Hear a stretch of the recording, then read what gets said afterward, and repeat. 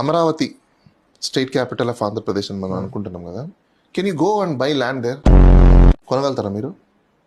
ఏ మరి ఇంకా ఎక్కడ మనమే ల్యాండ్ కొనలేని పరిస్థితి ఉంటే ఇంకా రాజధాని వచ్చిన తర్వాత ఎవడు ఎక్కడికి వెళ్ళి ఉండాలబ్బా? నాకు అర్థం కాలేదు. అంటే మీరు జనాల్ని ఏం చేయాలనుకుంటున్నారు? రాజధాని డెవలప్ అయిన తర్వాత నీ జీవితం మొత్తం నువ్వు రెంట్లు కట్టుకుంటూ రెంట్లో ఉండు, జీవితంలో మిడిల్ క్లాస్ అనేవాడు మిడిల్ క్లాస్గా ఉండిపోవాలని డిజైన్ చేస్తున్నారా? నా క్వశ్చన్ అదే.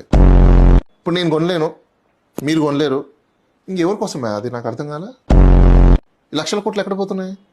దేనికోసం పోతున్నాయి? సామాన్యుడు మిడిల్ క్లాస్ వెళ్ళి కొనలేని ల్యాండ్, వెళ్ళి ఉండలేని స్థలము దేనికోసం అంటున్నా. అంటే మీరు ప్రజల్ని, మిడిల్ క్లాస్ని జీవితకాలం మీరు రెంట్స్లో ఉండండి, అక్కడ డబ్బులున్నోడు ల్యాండ్ తీసుకొని అపార్ట్మెంట్లు కడతాడు, ఆ అపార్ట్మెంట్లలో మీరు పోయి రెంట్లకు ఉండండి, మీ జీవితకాలం మొత్తం వాళ్ళకి రెంట్లు పే చేయండి, వాళ్ళు మాత్రం హ్యాపీగా దర్జాగా కూర్చొని ప్రశాంతంగా రెంట్లు వస్తాయి ఎంజాయ్ చేస్తూ